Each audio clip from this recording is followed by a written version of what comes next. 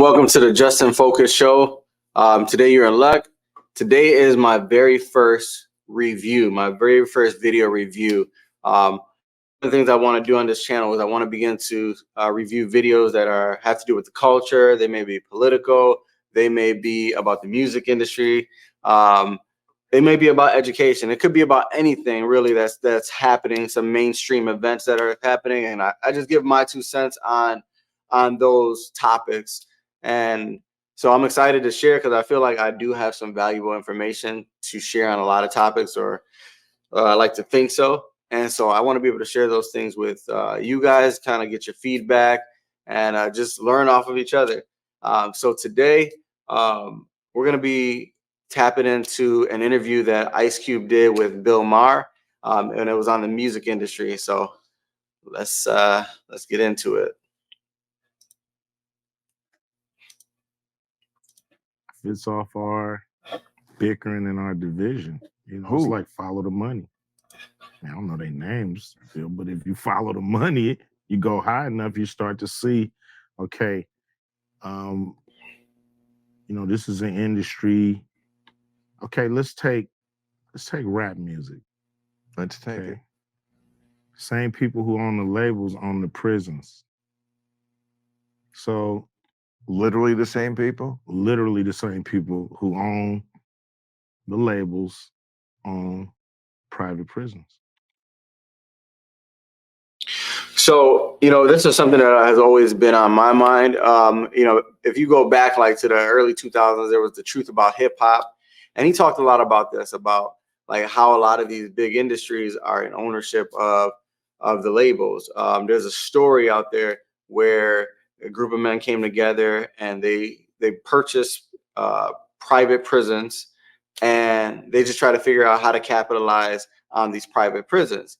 And so one of the means of capitalizing on the private prisons was investing into the music industry and really controlling what music is put out and on mainstream. So if it's degenerate music, if it's like gang banging, if it's all about sex, if it's all about drug dealing, like let's put that out to the masses so that we know that our prison population is going to grow. And so we'll make money on both the front end and the back end, which is extremely diabolical, if you ask me.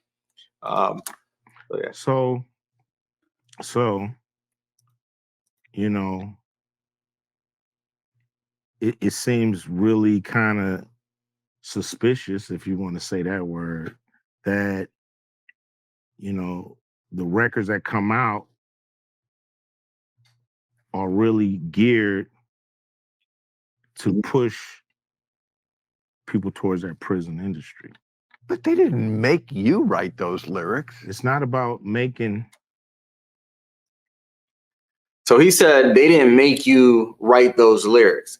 And while he is right, he's also wrong, because what happens is you get young people who are very impressionable, young people who are in situations of poverty or have watched people or want to rap about their lives, right? And so if you tell that young person, hey, I'm going to give you this amount of money, you can continue to rap about these things, you get paid this amount of money, and the young people, they're going to come out and they're going to continue to produce that type of music, right? Because they don't, to a certain extent, they don't know any better. It's one, getting themselves out of poverty as well. So they're not necessarily saying, hey, you must write this, but they are telling them this is what it sells and this is the stuff that we're getting behind. And so it is a form of manipulation, especially for the youth. I work with youth all the time, and they're always rapping, and they rap exactly the same things as what they hear, the things that they see in the streets, and they know, and they rap about the things that they know they can make money on. And so, when it comes to hip hop is like one of the only genres where a group of people can talk bad about their own people and make money off of it, right? And it'd be celebrated and it'd be praised. That type of conditioning, you know, is definitely evil. Although they're not making them write the lyrics themselves, they're letting them know, hey, this is what we're gonna pay you to do, right? So anything else you want to come out with, the Lauryn Hills of the world that are speaking positive, you got to go. There's a list of names of people who would rap positive, the KRS Ones, the Commons, that type of stuff it doesn't serve their agenda. It doesn't serve their purpose of, one, keeping a perception on minorities in this country. It doesn't keep that agenda where we can continue to degrade people's minds in order to get them back into prison. So they don't want those types of artists, because they're not good for their agenda. So it's not about making somebody write the lyrics. It's about being there as guardrails to make sure certain songs make it through and certain songs don't. mhm. Certain flavors are exposed on the record. Some records are made by committee. Meaning record company guys sit around Yeah. and tell the artists, this is hot, say that, do this. We're gonna have this guy write the lyrics. We're gonna have that. So the narrative is really kind of structured and really made into what the record company want the record to be and what. So he's just saying exactly what I just said. It's like it's a form of manipulation, a group of people saying this is what we like and this is what you're going to do if you want to work with us. Bottom line. People feel like they're saying what hooks to do, but the single is what we all say is the single. Mm-hmm. So you have the record company pushing the narrative, so this to me is in somewhat some social engineering going on here to make sure those prisons stay full. Now, there's a lot of dots to connect to make that happen, but I'm just giving you a broad example of how people at the top can manipulate what's going on with the people of No, course, I know. race. Can I cross-examine this theory? Of course you can cross-examine. Let's see what Bill Maher has to say. No, I know, and I appreciate that. Yeah. Okay, so if your theory is that the prison industrial complex, and I agree, that's an abomination. We'll start off with there. Mhm. Prison should, I've done editorials on this on my show. Prison is one of those things that should not be in private hands. Yes. Along with healthcare, a few other things that are like, the good part of socialism. Mm-hmm. They should not be run by people for profit. I agree with that. Yes. I did not know about this connection to the music industry, that it's the exact same people. If by And when you say the connection, there are connections. Connections like BlackRock was one of the ones that I was able to find, and it's more of stakeholders, people who have financial interest in both, right? So you may not see their name at the top. You may not see their name saying they own this music industry and they own this prison. It's just that they're stakeholders in it, right? It's just like it could be just like lobbying. When you go with the government, if somebody wants something passed, hey, you got these lobbyists over here that are in connection with this political party or with this politician, and it's like, hey, we have interest in this. You may have the same interest in what we're looking to do or what we're lobbying for, and so let's make that happen. And so that's kind of how things are done in the corporate world. That's how things are done in the music industry, and that's what Ice Cube is trying to say. that, you mean that the people who run the record companies may have stock in prisons, private prisons? That's possible because they all have stock. I mean, do they actually like Monday, Tuesday go to work as a record company executive and Wednesday through Friday go to work at the prisons? No. Okay, so of course they're not actually running the labels. They have things. financial interest in it. They have financial interest. Okay, so if they have financial interest in the prisons, and your theory, if I'm following correctly, And he's making it seem like that's not that important, that they have financial interest. It's a conflict of interest. If you really want to look at it, it's a conflict of interest. He kind of makes it seem like, oh no, there's no real conspiracy going on, but the people on top know exactly what they're doing. Is that the kind of stuff in rap lyrics works as a funnel to get people inspired to do the kind of things that would get them in prison, right? Like, for example, writing a lyric, "Fuck the police." Yeah, I mean, writing a lyric, "Fuck the police," might get somebody arrested and sent to prison. He's being funny with Ice Cube right now. And Ice Cube basically just says that, no, that was me coming up with that on my own. Ice Cube has always been somewhat of a rebel. But he just basically says that he wasn't coerced or anything. Artistry. Artists. Did they manipulate you? I started off on independent labels. So how were you? He basically says he's independent. He's always started off independent. Able to avoid this trap that so many others fell in. What did you do right? I wouldn't let it feel. So I never allowed an A&R to, I never had anybody A&R me but Dr. Dre, So that's pretty, I just wasn't ever going for it. And, they just kind of like let me alone, do my thing. And I was on the independent label like Priority. I wasn't on a major.